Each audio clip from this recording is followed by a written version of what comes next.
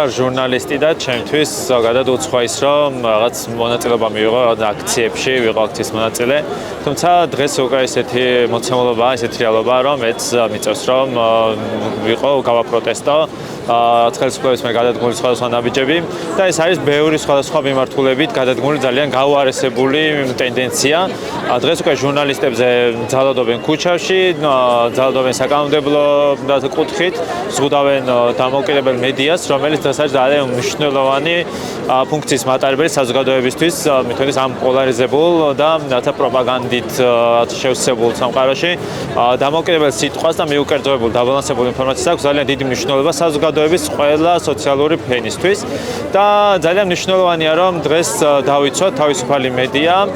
მხარდაჭერა გამოუცხადოთ იმ ჟურნალისტებს, რომლებიც დაიჩაგნენ თავიანთი პროფესიული მოვალეობის გამო. დღეს მაგალითად მზია ამაღლობელი არის ციხეში და ესეც არის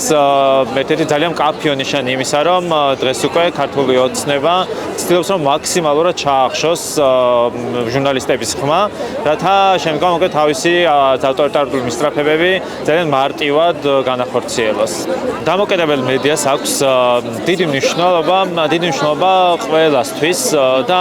არ გულისხმობ მხოლოდ რათა ადამიანებს, რომლებიც აქ სადაც ახლა რუსთაველის გარშემო დგანან და ძალიან ბევრი ადამიანი საქართველოს სხვადასხვა კუთხეში იჩაგრება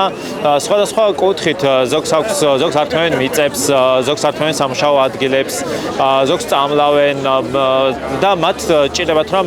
მათი ხმა იყოს მოსმენილი მთელი ქვეყნის მასშტაბით, საზოგადოებამ გაიგოს და აწუხებს ძალიან ბევრ ჯგუფს. აი ამ ჯგუფებისთვის ძალიან მნიშვნელოვანია რომ